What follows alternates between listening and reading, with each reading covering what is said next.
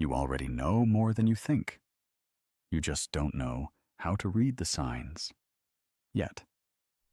Because every person leaves clues, and Nietzsche's 18 truths will teach you how to find them and what they mean. This is the skill no one teaches you. But once you see it, you can't unsee it. But this video isn't a quick list or surface-level advice. It's a complete breakdown, divided into 3 powerful parts, each building on the last. If you skip ahead or miss one, you'll lose the depth that makes this truly work. So stay with me. Because by the end of all 3 parts, you won't just understand others. You'll understand yourself in ways you never expected. From a young age, you're trained to trust what people say. Words are our currency. But Nietzsche warned us not to be fooled by language, because people don't speak from truth. They speak from survival, from ego, from fear. The surface of someone's personality is not them. It's their armor. The person who seems overly kind may not be kind at all.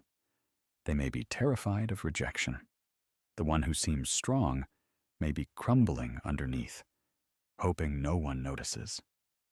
And what's most deceptive about humans is they don't even know they're doing it. Most people are actors in a play they didn't write. Their smiles, their opinions, their tone, all shaped by what kept them safe. And this is why most people aren't hiding from you. They're hiding from themselves. Nietzsche once said, "Every profound spirit needs a mask." But he didn't mean that as an insult. He meant it as a warning, to not confuse the mask with the person.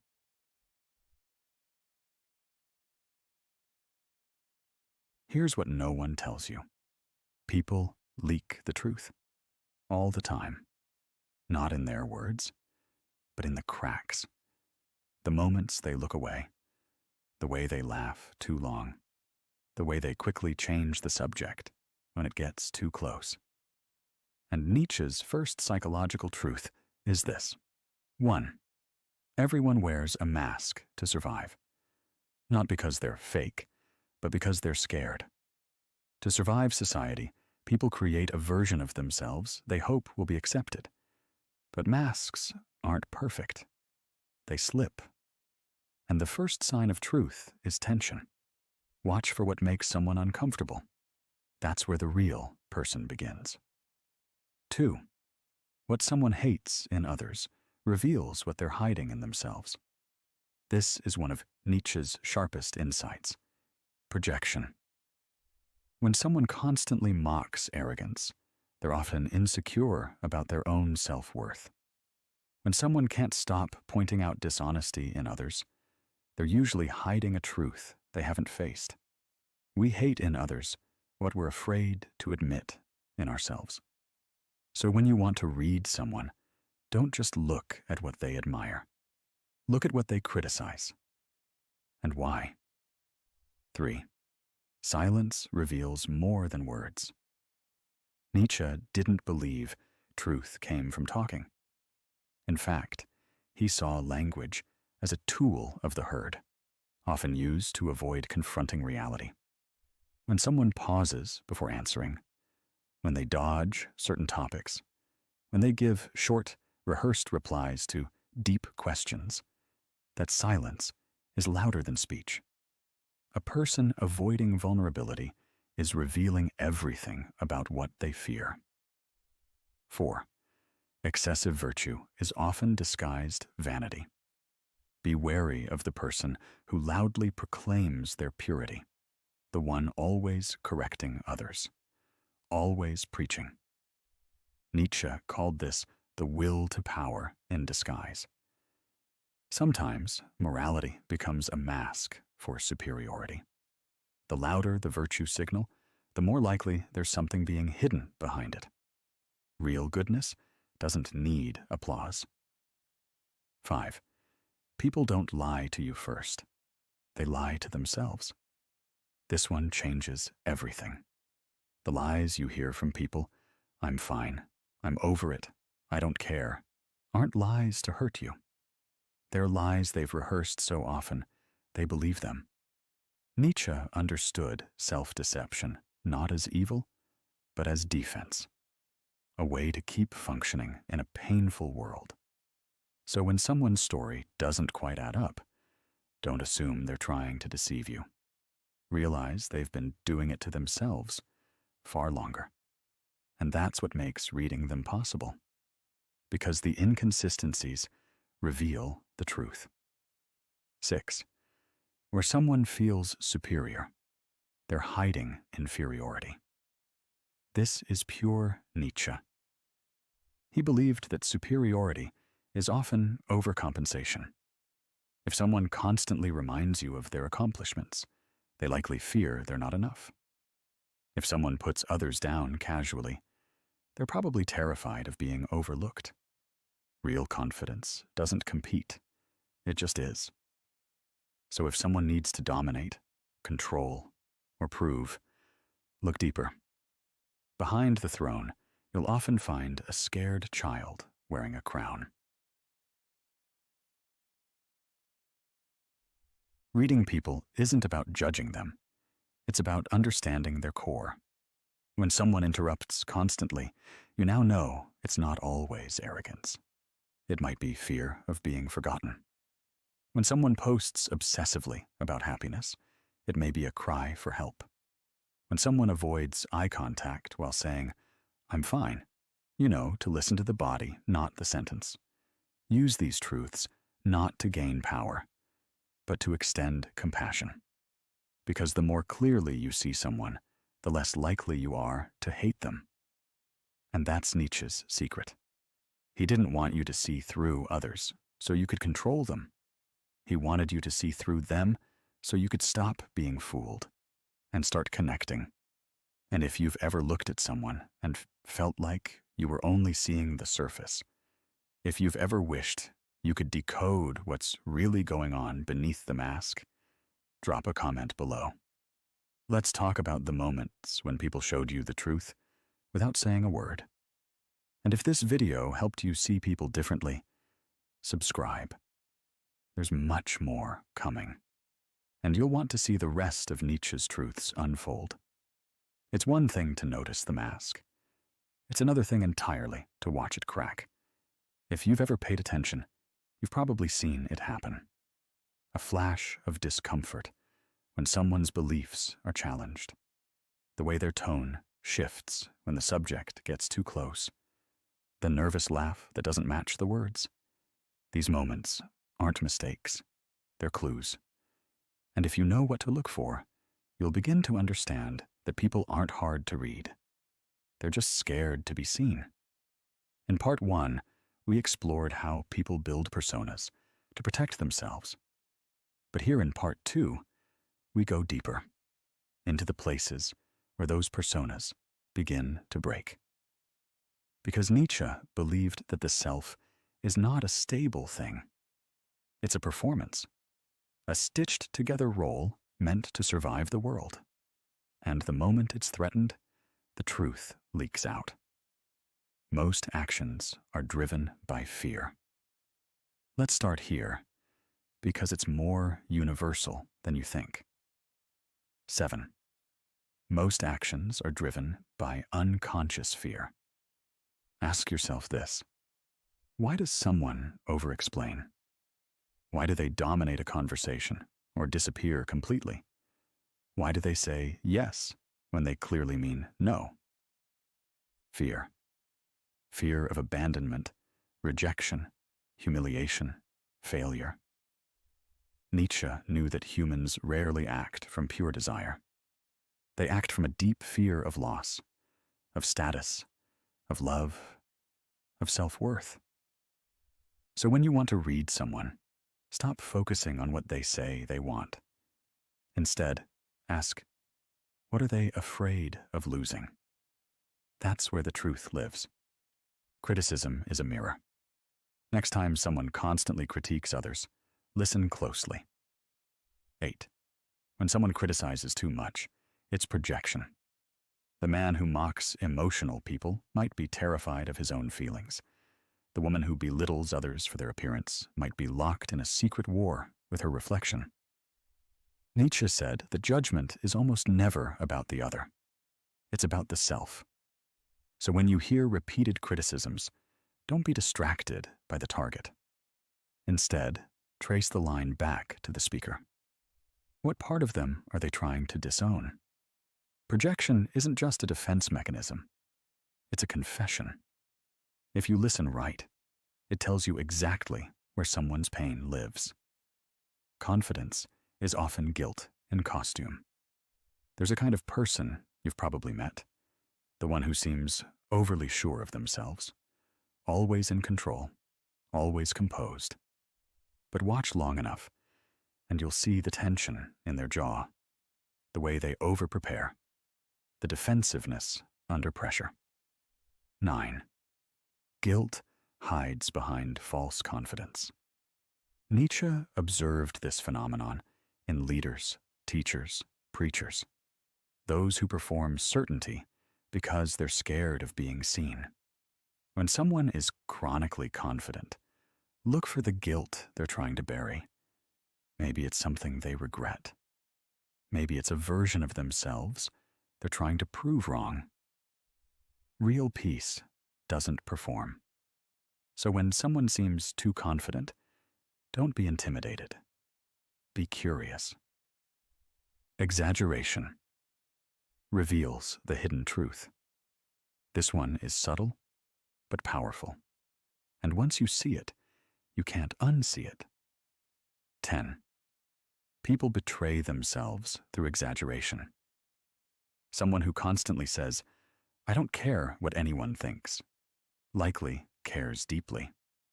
Someone who claims, "I'm always happy," likely isn't.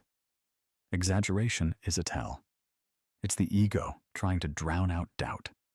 Nietzsche believed that extremism, in any direction, is a form of imbalance, not strength.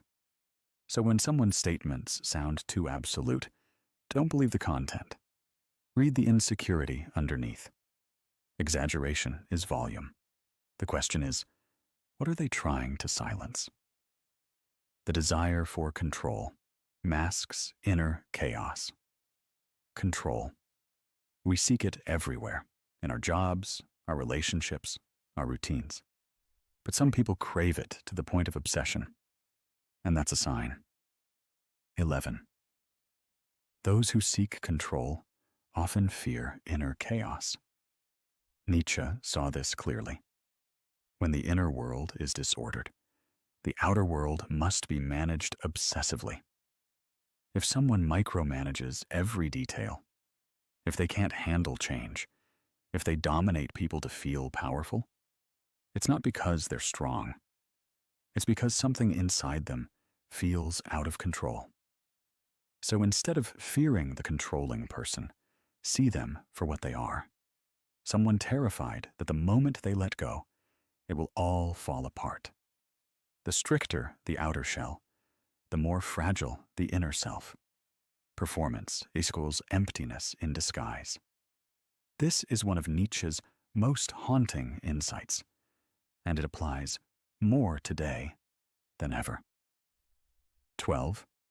The louder the performance, the emptier the core. Look at social media. The endless look at me energy. The perfect poses, the constant updates, the curated identity. Nietzsche didn't see this as strength. He saw it as desperation. When someone is constantly performing, it's because they don't believe they'll be seen or loved without it. So they create noise, color, drama. But the person who truly knows themselves doesn't need to be watched. They're already whole. So when someone's life looks like a performance, remember this. It's not a show of power. It's a whisper of need. Putting it together. You're probably starting to feel it now. The shift. You walk into a room, and suddenly, the patterns speak louder than the words. You see someone interrupting constantly and realize they're terrified of being forgotten. You see someone who boasts endlessly and sense their invisible wound. You're not reading minds. You're reading the mask. And Nietzsche gave you the flashlight. This isn't just a skill. It's a responsibility. Because once you learn to see people clearly, you can't unsee it. And you'll begin to understand that most people are suffering quietly behind polished smiles. Reading them is not about gaining leverage. It's about offering grace. When you see the child behind the critic, the fear behind the bully, the guilt behind the arrogance, you don't become weaker. You become unshakable. Want more? If this part of the video opened your eyes, wait until the final part. Because in part 3, we strip away the final layer. We'll explore how people's deepest childhood wounds show up in their adult personalities, how their envy, their silence, their need to be remembered, all reveal their soul. You'll learn the final 6 truths that make you see people with absolute clarity. But more importantly, you'll understand yourself. By now, something in you has shifted. You don't just see people, you read them. Not as villains, not as victims, but as humans trying to survive with masks they didn't even choose. But we're not done yet, because behind every behavior is a belief, and behind every belief is a wound. This final part is about learning to recognize the soul, the deep story that hides underneath the surface of everyone you meet. Nietzsche didn't just expose people's patterns, he illuminated where those patterns come from.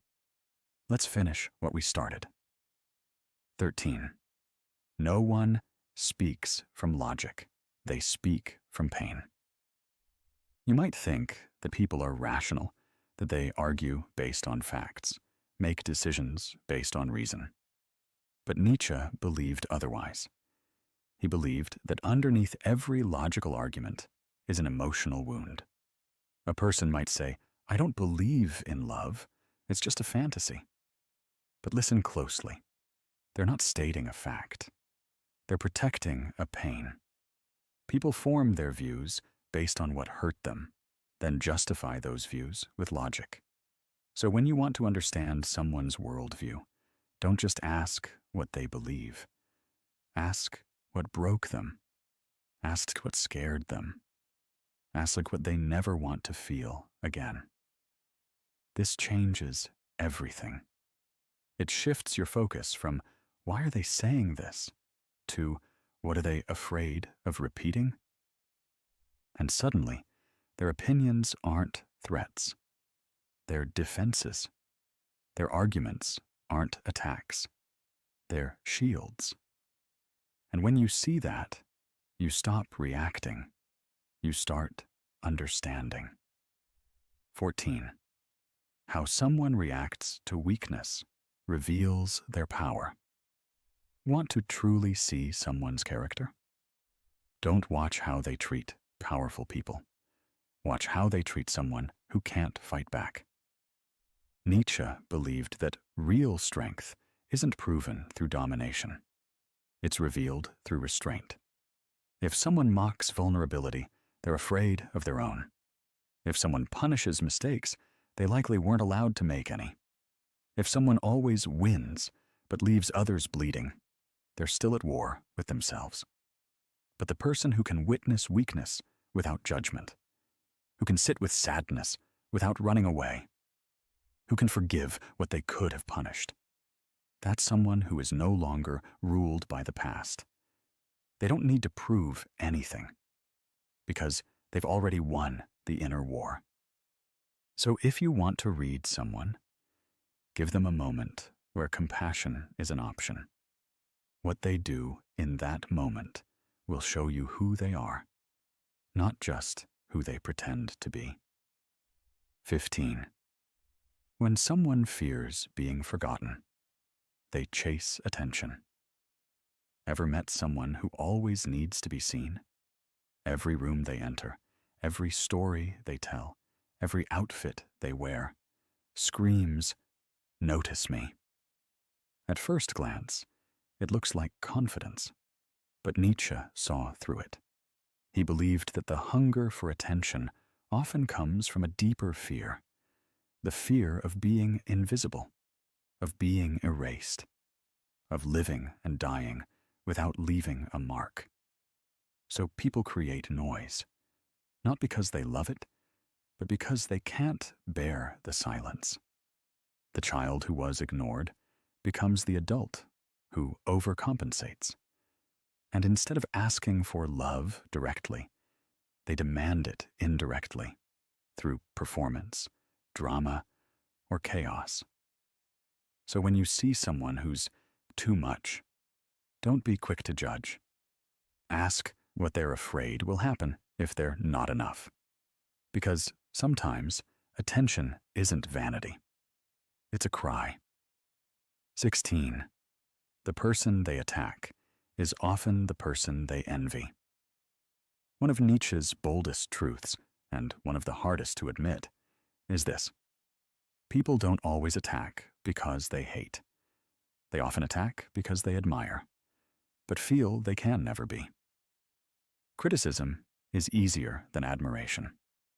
So the person who tears down someone successful, who mocks someone confident, who gossips about someone free, isn't just mean.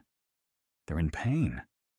Because to see someone embody a part of you that you've abandoned is to be reminded of what you've lost.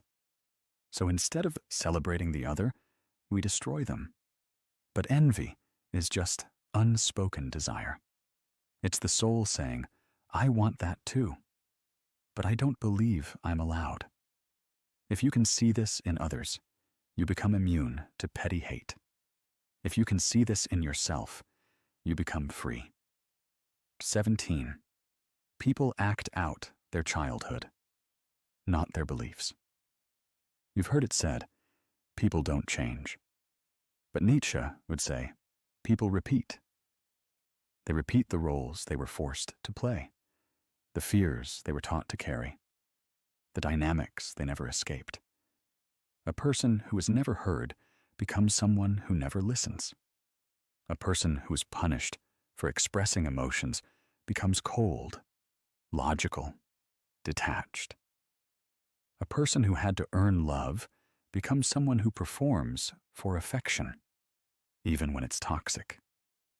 They think they're acting from beliefs, but really, they're just reenacting the past. So if you want to read someone, don't just look at who they are. Ask who they had to be. Because behavior is just biography. And behind every adult is a child still waiting to feel safe. 18. Their patterns are a confession, if you know how to listen. This is the final truth, and it changes everything. People don't always know how to express what hurts, but they will show you, again and again, through patterns. A person who ghosts when things get close. A person who overworks to avoid stillness. A person who flirts with everyone, but connects with no one. These aren't random behaviors. They're confessions. They're saying, this is how I protect myself. They're saying, this is where I was hurt. They're saying, this is what I fear repeating. Nietzsche believed that if you learn to listen deeply, not to words, but to patterns, you can hear the truth before it's spoken. And when you do, something amazing happens. You stop personalizing. You stop judging. You start understanding. You become a mirror, not a weapon. You become someone who sees and still chooses grace. And that, more than any tactic or trick, is what makes you powerful. You're not just reading people. You're remembering yourself.